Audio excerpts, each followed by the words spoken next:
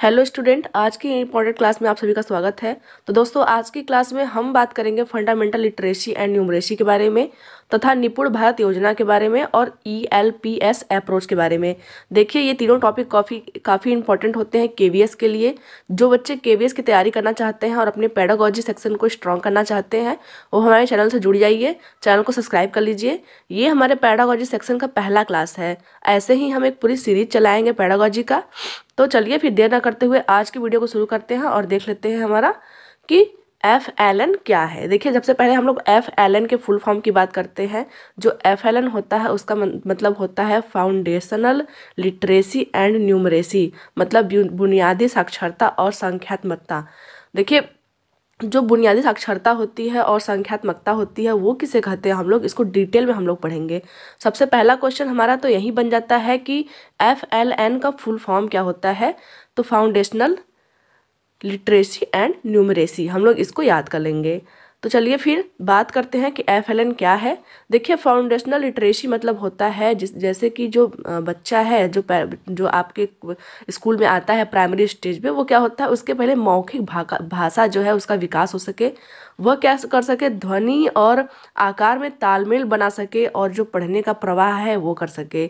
देखिए, बच्चा का सिर्फ पढ़ने से मतलब नहीं है, बच्चा अर्थ भी समझे, किसी जो पढ़ा हुआ जो चीज़ है उसका अर्थ भी समझे, वह ज़रूरी है। इसलिए पाठ बोधन का भी जो प्रोसेस है वो ज़रूरी है। उसके बाद उसको लिखना आ जाए। जो बच्चा है वो अपनी भावनाओं को व्यक्त करने के लिए उसको लिखना आ जाए, पढ़ना आ जाए, बोलना आ जाए। और पढ़ना भी आए तो एक प्रवाह में पढ़े, वो रुक रुक के ना पढ़े। जैसे कि कोई बच्चा है, हो सकता है उसको हम लोग पढ़ने के लिए दे कुछ भी तो वो रुक रुक के पढ़े, अटक अटक के पढ़े। तो ऐसा नहीं, उसको प्रवाह के साथ पढ़ना आ जाए और वो जो भी पढ़े उसका मतलब भी समझे, ध्वनि और आकार में वो तालमेल बैठा सके। और लेखन फंडामेंटल लिटरेसी के अंदर ये आता है। आगे हम लोग बात करते हैं फंडामेंटल न्यूमरेसी की। तो इसमें क्या है, न्यूमरेसी मतलब देखिए न्यूमेरिकल मतलब हम लोग नंबर्स की बात करेंगे।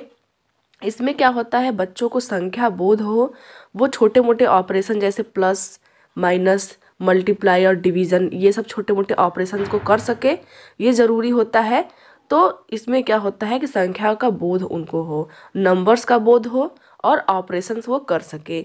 इसमें क्या होता है, आकार और जो सेप्टियल जो अंडरस्टैंडिंग होता है, किसी चीज़ के आकार को लेके जो अंडरस्टैंडिंग होता है वो समझ सके। और क्या होता है, छोटे मोटे माप कर सके, जिससे वो अपने मान लीजिए जब ड्रॉप आउट करता है तो वो अपनी दैनिक जीवन की आवश्यकताओं को पूरा कर सके। तो उसको छोटे मोटे माप भी आना चाहिए और डाटा हैंडलिंग मतलब डाटा को हैंडल करना भी आना चाहिए। क्योंकि जो बच्चा होता है क्लास 8 के बाद उसका ड्रॉप आउट जो होता है वो काफ़ी ज़्यादा बढ़ जाता है। इसलिए जब वो बच्चा ड्रॉप आउट करे तो क्या कर सके कि वो अपने निर्वाह के लिए डाटा हैंडलिंग भी कर सके। तो ये हमारा हो गया फंडामेंटल लिटरेसी एंड न्यूमरेसी। देखिए, अगर समरी इसका बात करें, संक्षेप में बात करें, तो फंडामेंटल लिटरेसी का मतलब ये है कि उसको पढ़ना आ जाए, लिखना आ जाए। और दूसरा है फंडामेंटल न्यूमरेसी, इसका मतलब है कि वो संख्याओं का ज्ञान कर ले, छोटे मोटे जोड़ घटाना गुणा भाग वो कर सके, छोटे मोटे वो माप सीख सके और वो डाटा हैंडल भी करना सीख सके। सिर्फ यही इसका मतलब है। आगे हम लोग पढ़ते हैं FLN की आवश्यकता क्यों पड़ी। देखिए, FLN अगर आया है तो उसकी आवश्यकता पड़ी होगी तभी वो आया है। तो FLN क्यों आया है उसके बारे में हम लोग बात करेंगे। तो देखिए, जो पहला हमारा टॉपिक है वो है लो लर्निंग लेवल, मतलब निम्न सीखने का निम्न स्तर। देखिए, जो सीखने का जो निम्न स्तर है वो ये है कि बच्चा को इतना कम से कम सिखा दिया जाए कि वो अपनी भावनाओं को व्यक्त कर सके, लिखकर और पढ़कर, लिखकर और बोलकर। तो इसमें क्या है, जो सीखने का सबसे निम्न स्तर है वो ज़रूरी है बच्चों को देना। और जो विद्यालय छोड़ने के जो मामले में बढ़ोतरी हो रही है उसकी वजह से भी FLN आया हुआ था। FLN मतलब ये है कि जो बच्चे कक्षा 8 के बाद विद्यालय बहुत ज़्यादा छोड़ रहे हैं तो उनके पास इतनी एबिलिटी हो कि वो छोटे मोटे जो है वो क्वेश्चन को सॉल्व कर सके, दैनिक जीवन की प्रॉब्लम को वो सॉल्व कर सके। आगे है अनुपयुक्त भाषा और गणितीय कौशल। देखिए, इसमें क्या होता है, मैथमेटिक जो स्किल होती है उसको भी हम लोग को डेवलप करना है।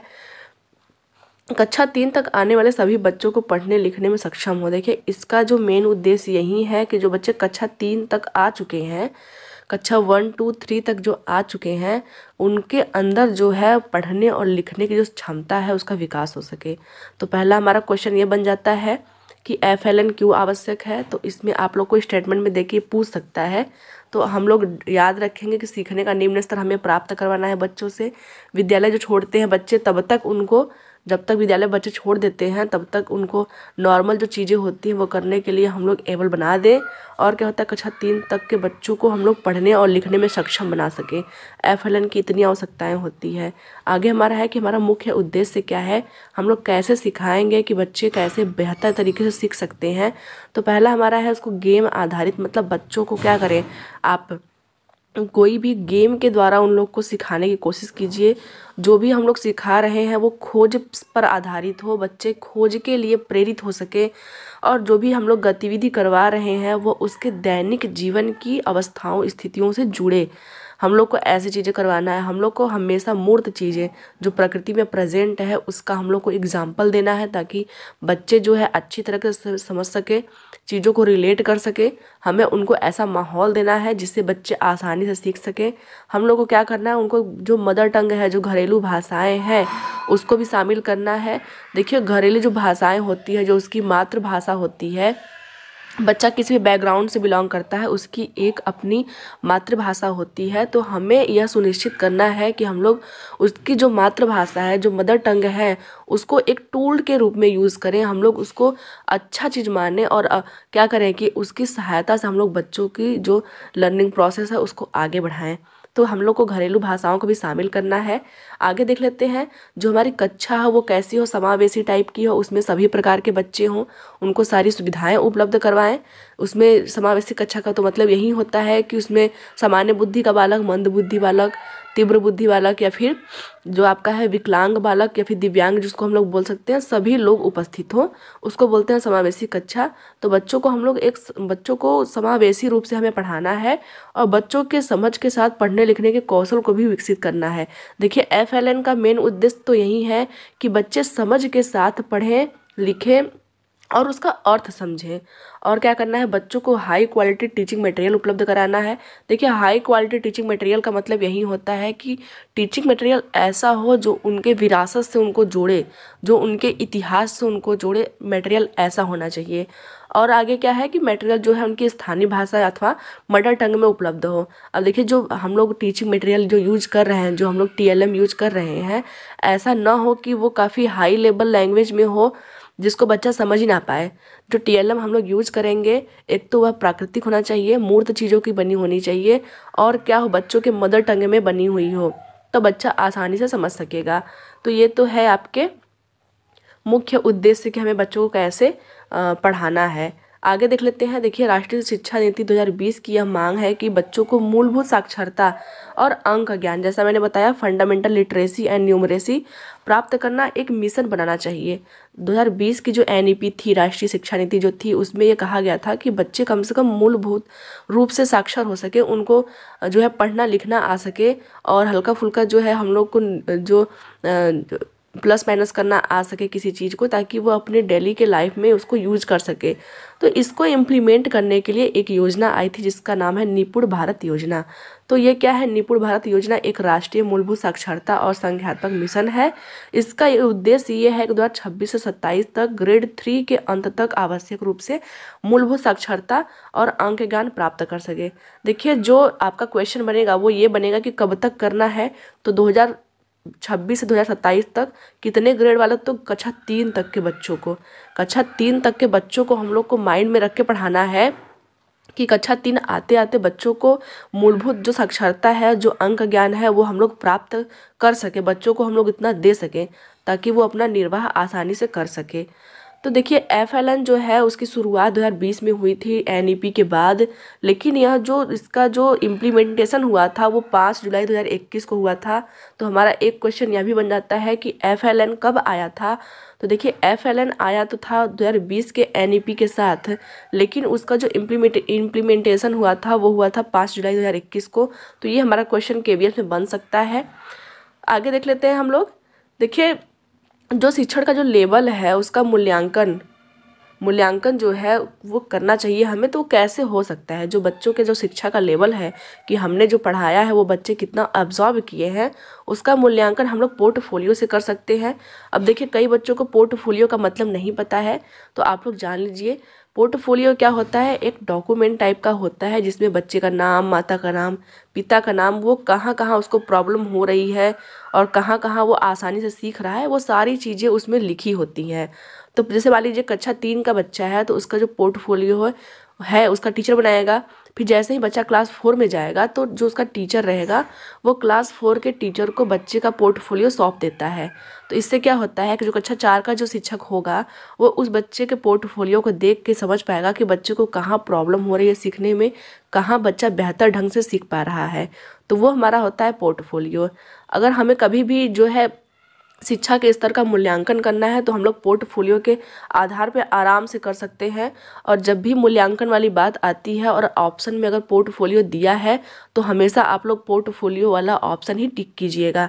दूसरा हमारा है टीम वर्क या फिर प्रोजेक्ट वर्क। देखिए जब भी हम लोग बच्चों को टीम वर्क देते हैं या फिर प्रोजेक्ट वर्क देते हैं जिससे वो लोग क्या करते हैं, एक दूसरे से इंटरेक्ट करते हैं, एक दूसरे से इंटरेक्ट करके आसानी से वो लोग सीख सकते हैं, तो हम लोग उनका मूल्यांकन टीम वर्क के द्वारा अभी प्रोजेक्ट के द्वारा भी हम लोग कर सकते हैं। तीसरा हमारा है रोल प्ले। देखिए रोल प्ले में क्या होता है कि हम लोग को बच्चे को किरदार देना पड़ता है कि चलो आप गांधी जी बन जाओ, चलो आप सुभाष चंद्र बोस बन जाओ और रोल प्ले करो। तो बच्चा कितनी अच्छी तरीके से रोल प्ले कर पा रहा है, वो अपनी मौखिक अभिव्यक्ति को किस प्रकार से अच्छी तरह से वो कर पा रहा है, उसी को हम लोग बोलते हैं रोल प्ले। तो रोल प्ले के माध्यम से भी हम लोग मूल्यांकन कर सकते हैं। अगला हमारा है क्विज। देखिए हम लोग एक क्विज सेशन भी रख सकते हैं, कई बच्चों को बैठा करके हम लोग क्वेश्चन भी पूछ सकते हैं। जैसे मान लीजिए हम लोग बच्चों से पूछे, बच्चों आपने आज क्या खाया, तो बच्चे क्या है कि वो अपनी अलग अलग प्रतिक्रिया देंगे। उससे भी हम लोग क्या कर सकते हैं कि बच्चों का मूल्यांकन कर सकते हैं। तो शिक्षा के स्तर का मूल्यांकन हम लोग ये 4 जो इसके मेन टॉपिक है उससे हम लोग कर सकते हैं। या तो हम लोग पोर्टफोलियो से करेंगे, या तो टीम वर्क और प्रोजेक्ट्स करेंगे, या तो हम लोग उससे रोल प्ले करवा देंगे, या फिर क्विज के माध्यम से हम लोग बच्चों के शिक्षा स्तर का हम लोग मूल्यांकन कर सकते हैं। आगे देखते हैं। देखिए एक होता है ELPS अप्रोच।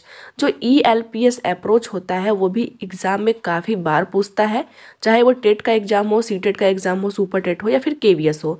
तो हम लोग इसको अच्छे तरीके से पढ़ेंगे। देखिए ELPS का जो फुल फॉर्म होता है वो होता है एक्सपीरियंस। देखिए E मतलब होता है एक्सपीरियंस विद फिजिकल ऑब्जेक्ट। इसका मतलब क्या है कि हम बच्चों को सबसे पहले फिजिकल जो ऑब्जेक्ट होते हैं उससे हम लोग एक्सपीरियंस देंगे उन लोग को, वो लोग टच करेंगे, तोड़ेंगे, जोड़ेंगे चीज़ों को, उसके बाद वो लोग सीखेंगे। दूसरा हमारा होता है L मतलब स्पोकन लैंग्वेज। हम बच्चों को जो भी सिखाते हैं वो बच्चों के समझ के अंतर्गत हो, इसके लिए हम लोग को बच्चे के मदर टंग का यूज करना होगा, मातृभाषा का यूज करना होगा, जिससे बच्चा आसानी से सीख सकेगा। तीसरा है पिक्चर्स। तो बच्चे के जो हम लोग फिजिकल ऑब्जेक्ट दे देते हैं, जो भी चीज़ें हम लोग सिखाते हैं, हम मदर टंग में सिखाते हैं, उसके बाद हम लोग क्या करते हैं, बच्चों को पिक्चर्स दिखाते हैं। पिक्चर्स के माध्यम से हम लोग बच्चों को सीखने के लिए प्रेरित करते हैं। जब बच्चा पिक्चर्स देख के सीखना शुरू कर देता है उसके बाद हम लोग सैम्बल का यूज करते हैं। याद रखिएगा सैम्बल का यूज सबसे लास्ट में होता है। ये 6 हो गया, ये 3 हो गया, प्लस माइनस हो गया, तो ये सब सैम्बल्स बच्चा शुरुआती दौर में नहीं सीख सकता है, ये सबसे लास्ट में हमें सिखाना है। तो ELPS जो अप्रोच है उसका मतलब है experience with physical object. L का मतलब है स्पोकन लैंग्वेज जो उसकी मातृभाषा होती है।